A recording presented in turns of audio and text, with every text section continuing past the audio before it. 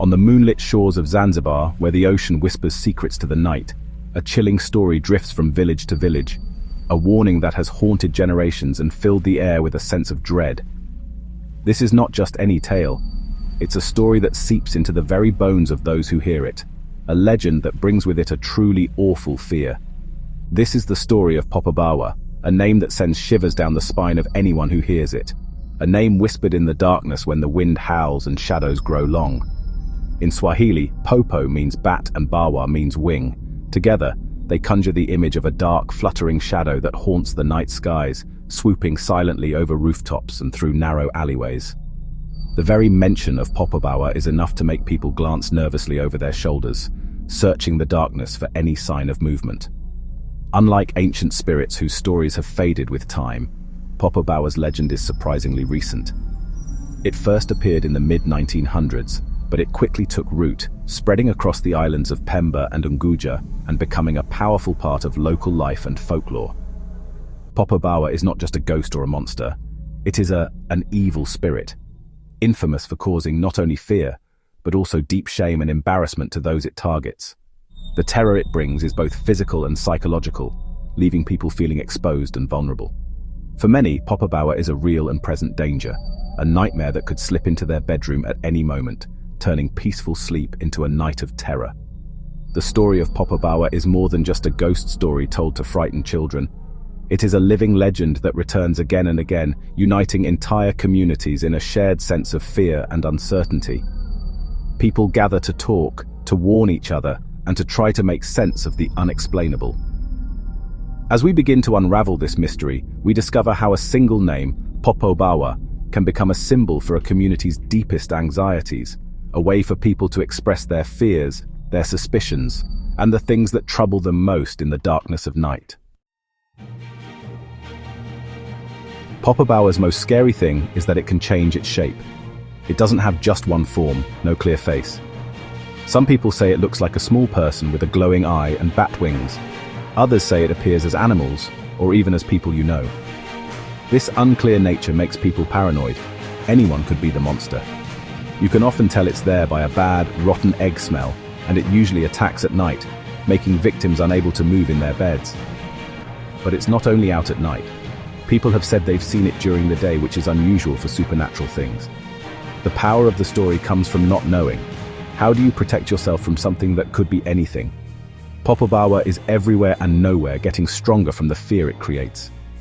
Its changing shape means it stays a strong symbol of unpredictable terror. Popobawa's terror comes from how brutal and invasive its attacks are, striking at the very heart of what people fear most, being violated in their own homes, in the dead of night, when they are most vulnerable. These attacks are not just physical, they're deeply personal and emotionally scarring, leaving victims with a sense of helplessness that lingers long after the night has passed. Popobawa is said to break into homes under the cover of darkness, paralyzing its victims so they cannot move or cry out for help. The creature's most infamous act is the sexual assault of men, a violation that is especially horrifying in a culture where honor and reputation are everything. This act is not just about physical pain, it's about inflicting deep shame and social stigma, making the trauma even harder to bear. But the horror doesn't end there. Victims are compelled to publicly confess what happened to them, or else they risk being targeted again.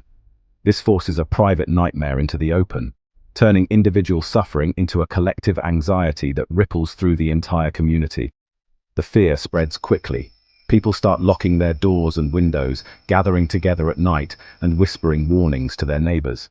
The sense of safety that once existed in these close-knit communities is shattered, replaced by a constant gnawing dread. There's a chilling belief that even denying Popobawa's existence can provoke its wrath. This superstition traps people in a cycle of fear. If you speak out, you risk attack. If you stay silent, the terror grows in the shadows. The pressure to talk about Popobawa, or at least not to deny it, ensures that the legend spreads. Rumors and stories pass from person to person, each retelling adding new layers of fear and uncertainty, making the monster feel ever more real. The attacks themselves seem almost strategic, as if Popobawa is choosing its victims carefully to maximize the panic. It moves silently from house to house, always just out of sight, but never far from people's minds. Popobawa feeds on the fear it creates, growing stronger as the community's anxiety deepens. The more people talk about it, the more powerful the legend becomes, making it almost impossible to escape its grip. Each confession, each whispered warning, adds fuel to the fire. The story is self-sustaining, with every new victim and every new rumor making the terror feel more immediate and inescapable. In this way, Popobawa is more than just a monster. It becomes a symbol of the community's deepest fears, a way for people to express anxieties that might otherwise remain hidden in the dark.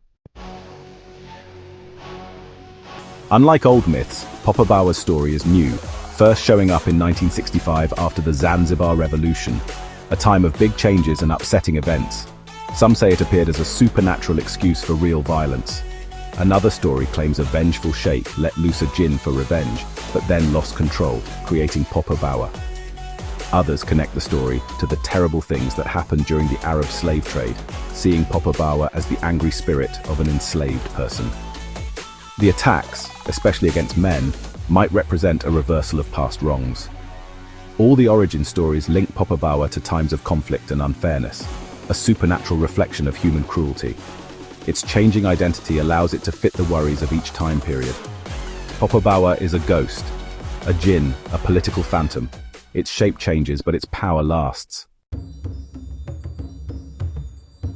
When Popobawa panic hits, daily life on the islands gets turned upside down. The most famous panic happened in 1995, spreading from Pemba to Unguja and even to the mainland. The line between myth and reality blurs. People believe the creature is actively hunting. Families leave their homes at night, gathering around bonfires for safety in numbers. The night becomes a shared watch, full of nervous chatter and constant looking out. Rumors and supposed sightings spread quickly, making everyone more anxious. Businesses close early, travel stops, and normal life pauses until the panic calms down. These mass panics show how powerful the story is at disrupting society. Each new wave of fear makes sure Popobawa's story is passed on to the next generation. Popobawa's story is deeply connected to Zanzibar's politics, often flaring up during election times. Some believe the creature is a tool for political threats, or even the angry ghost of Zanzibar's first president, coming back during times of trouble. Others claim it's a supernatural weapon, called upon to cause chaos and mess up elections. The story becomes a symbol for political tricks and the taking away of democratic rights. Popobawa's attacks mirror the feeling of helplessness felt by citizens under unfair systems. The monster changes with the times, showing society's immediate fears. Folklore becomes a way to express disagreement when other ways are blocked. Despite the fear, skeptics offer scientific reasons for Popobawa's story. Many attacks sound like sleep paralysis, a state where people are awake but can't move, often seeing very real, scary things. Victims say they feel a heavy presence, see shadowy figures, and feel like they're being touched. These are typical signs of sleep paralysis. There's no medical proof of physical attacks. Doctors report no injuries that match Popobawa attacks. Mass hysteria and the power of suggestion make the story bigger. One story quickly becomes many. Nightmares and worries are seen as meetings with the monster. While science might explain the phenomenon, it doesn't make the terror any less for those who believe. The story continues, kept alive by fear and the unknown. Popobawa's chilling story has jumped from Zanzibar into popular culture all over the world. It's been shown in TV shows about the paranormal, horror films, and even comic books, introducing the story to new audiences. The 2008 series Destination Truth looked into Popobawa, while films like Satanic Hispanics and The Archangel Murders retold its horrors. The DC Comics character Batwing gets ideas from the story, turning a folk villain into a superhero's identity. These adaptations might make the story too simple, but they also help it survive. Popobawa's myth keeps changing, sparking curiosity and fear worldwide. A truly terrifying story has no limits. It lasts wherever darkness and imagination meet. Popobawa endures because it's more than just a frightening monster. It's woven into the very fabric of Zanzibar's society and culture. The legend is not simply a tale told to scare children or warn people to stay indoors at night. Instead, it's a living, breathing part of the island's collective consciousness. passed down through generations and constantly evolving.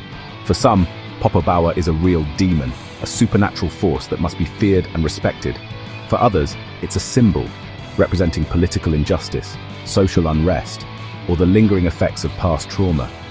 The legend becomes a way for people to express anxieties that might otherwise be too difficult to name or confront directly. Popobawa's ability to change shape and its mysterious, shifting nature allow it to adapt to new fears as society changes. This flexibility keeps the legend alive, making it relevant to each new generation and every new challenge the community faces. The story taps into universal human worries: fear of the dark, the terror of someone breaking into your home, the helplessness of being unable to move, and the violation of personal safety. These are anxieties that everyone can relate to, no matter their background. Even when science offers explanations, like sleep paralysis, the emotional impact of the experience remains. For those who have felt the terror, rational answers don't erase the fear or the vividness of the encounter. Popobawa gives a name and a story to these unexplainable fears, providing a cultural context and a sense of shared meaning. Through storytelling, people find comfort, understanding, and a way to process what frightens them most. The tale of Popobawa reflects Zanzibar's complex history, its political struggles, and the deepest fears that linger in the hearts of its people. It's a story shaped by the island's past and present, echoing the challenges faced by the community. In many ways, the legend acts as a mirror, showing how communities come together to cope with disturbing events and uncertainty. It's a way to unite people in the face of the unknown. As long as there is darkness, and as long as people fear what they cannot see or understand, stories like Popobawa will continue to survive and evolve, haunting the edges of our imagination. Sometimes, the most terrifying monsters are the ones we create ourselves, born from the shadows of our own world and kept alive by the stories we share.